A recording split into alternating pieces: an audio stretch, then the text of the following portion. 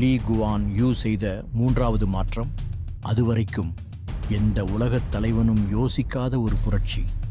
அவர் ஒரு விஷயத்தை ஆணித்தரமாக நம்பினார். நீங்கள் சம்பளமாக வெறும் வாழைப்பழத்தை கொடுத்தால் உங்களுக்கு வேலை செய்ய குரங்குகள் தான் வரும். சற்றே யோசித்து பாருங்கள். ஒரு தனியார் நிறுவனத்தை நிர்வகிக்கின்ற சிஇஓக்கு கோடிக்கணக்கில் சம்பளம் கொடுக்கிறோம். அப்படியென்றால் அந்த நிறுவனங்கள் அனைத்தையும் உள்ளடக்கிய ஒரு நாட்டை நிர்வகிக்கின்ற தலைவனுக்கு எவ்வளவு சம்பளம் கொடுக்க வேண்டும்? திறமையானவன் அரசியலுக்கு வர வேண்டும் என்றால் அவனுக்கு அதற்கான விலையை கொடுத்தே ஆக வேண்டும். சிங்கப்பூரில் ஒரு அமைச்சரின் சம்பளம் எப்படி முடிவு செய்கிறார்கள் தெரியுமா? அந்த நாட்டில் உச்சத்தில் இருக்கின்ற வழக்கறிஞர்கள், மருத்துவர்கள், பொறியாளர்கள் என்ன சம்பாதிக்கிறார்களோ அதற்கு இணையான சம்பளம் அமைச்சர்களுக்கு கொடுக்கப்படும். ஒரு சிறிய அதிர்ச்சி தகவல் சொல்கிறேன்.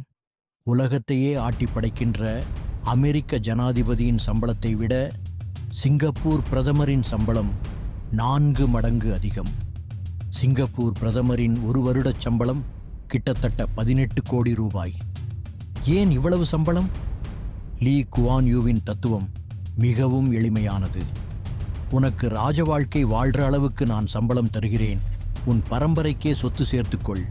ஆனால் இதற்கு மேலும் அரசாங்க பணத்தில் 1 ரூபாய் லஞ்சம் வாங்கினால் உன் வாழ்க்கையே காலி. இதுதான் அந்த ஒப்பந்தம். இப்போது இந்தியாவின் யதார்த்தத்திற்கு வருவோம். இங்கேதான் இடிக்கிறது. ஒரு சட்டமன்ற உறுப்பினரின் அதிகாரப்பூர்வ சம்பளம் மாதத்திற்கு 1,00,000 ரூபாய் என்று வைப்போம். 5 வருடத்திற்கு சேர்த்து பார்த்தால் கூட மொத்தம் 60 இலட்சம் தான் வரும். ஆனால் இன்றைய நிலைமைக்கு ஒரு தேர்தலில் நின்று ஜெயிக்க வேண்டுமென்றால் சீட்டு வாங்குவதிலிருந்து ஓட்டுக்கு பணம் கொடுப்பது வரைக்கும் குறைந்தது 10 கோடியிலிருந்து 50 கோடி வரைக்கும் செலவு செய்ய வேண்டியிருக்கிறது.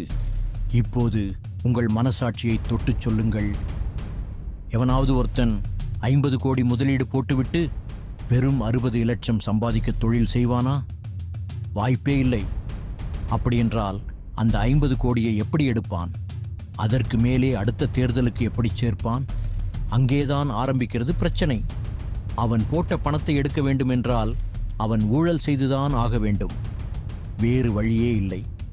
நமது ஊரில் அரசியல்வாதிகளுக்கு இலவச மின்சாரம், இலவச ரயில் பயணம் என்று சில்லறை சலுகைகளை அள்ளித் தருகிறோம்.